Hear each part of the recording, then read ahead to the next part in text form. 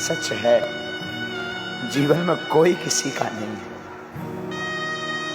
आज भी भारत में लाखों ऐसे घर हैं जिनके घर पर ठीक से उजाला नहीं होता,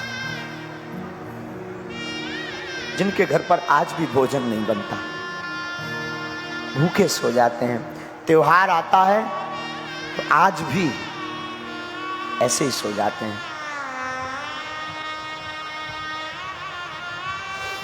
हमने अपनी जिंदगी में बड़ा करीब से देखा, अपनों को परायों को बड़ा करीब से, बहुत नजदीक से देखा।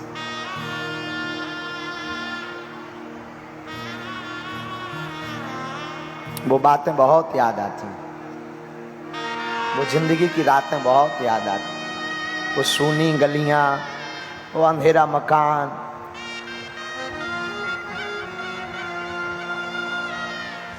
बड़े याद आते।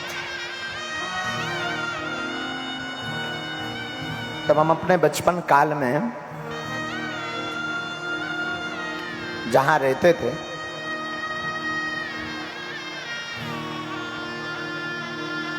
पिताजी हमारे तो कुछ करते नहीं थे।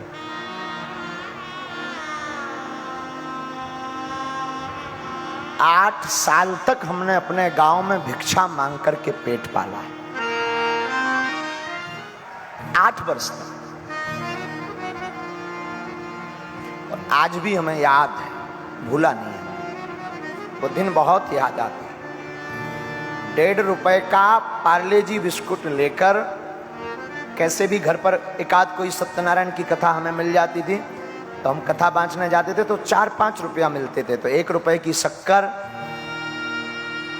1 रुपए की चाय पत्ती, 1 रुपए का कुछ और सामान, और 1.5-2 रुपए का पार्ले जी आता था।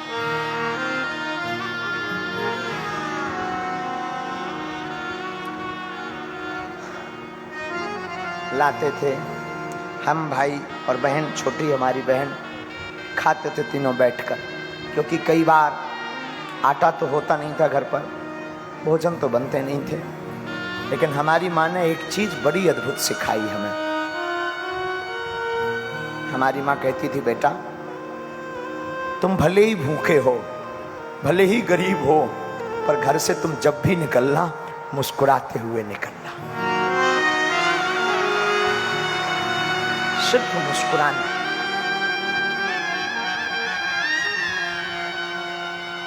बस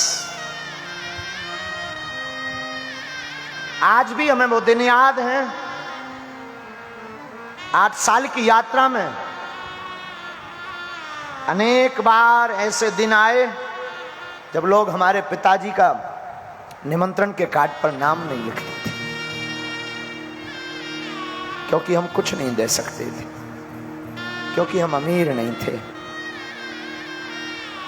संसार ने तो बाहें छोड़ दी थी, संसार ने तो स्वीकार नहीं किया। और धन्य है हमारे हनुमान जी, जब से पकड़ा तब से ऐसा कोई दिन नहीं जिस दिन कार्ड न आए।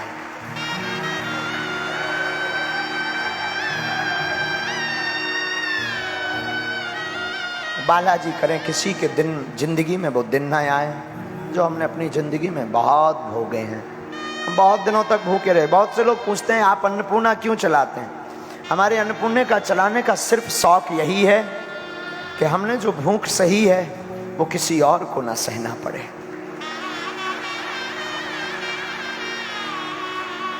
हमारी माँ अद्भुत थी, अद्भुत है, अद्भुत। आज भी हमारी माँ, कोसों दूर रहते हैं और माँ के हमेशा नजदीक रहते हैं। सच में हमें अपनी जिंदगी में जो माँ ने सिखाया ना, वो किसी ने नहीं सिखाया। बहुत।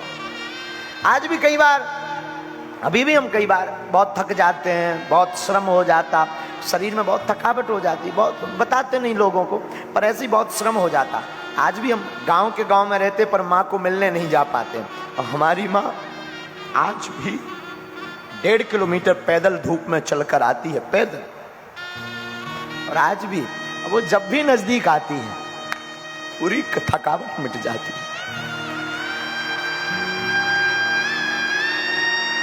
नाम है तो बदनाम भी होते रहते हैं, बीच बीच में कई बार बड़े बड़े संकट आते हैं। तो गुरुजी तो हमारे मार्गदर्शक हैं ही हैं, बालाजी तो हमारे साथ ही हैं, तो गम नहीं रहता, हमेशा मुस्कुराते रहते, जो होगा देखा जाएगा।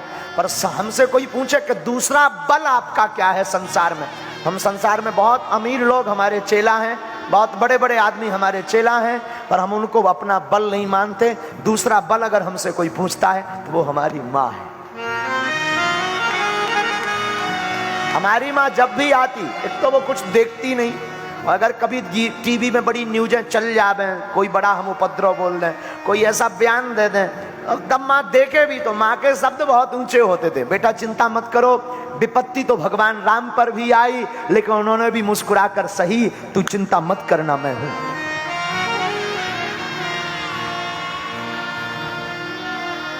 और आज भी वो दिन याद है हमें, अपने जीवन काल के। हमें बचपन काल में वृंदावन पढ़ने जाना था, 2000 रुपया उधार किसी ने नहीं दिए थे, क्योंकि आजकल उधारी भी उनको मिलती है जो अमीर होते हैं, गरीबों को उधारी नहीं मिलती।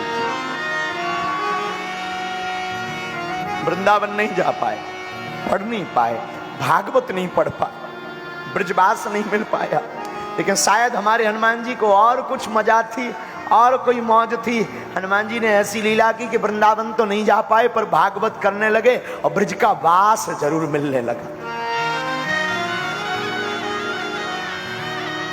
सच है, लेकिन हमने कभी अपने बागेश्वर बालाजी को नहीं छोड़ा।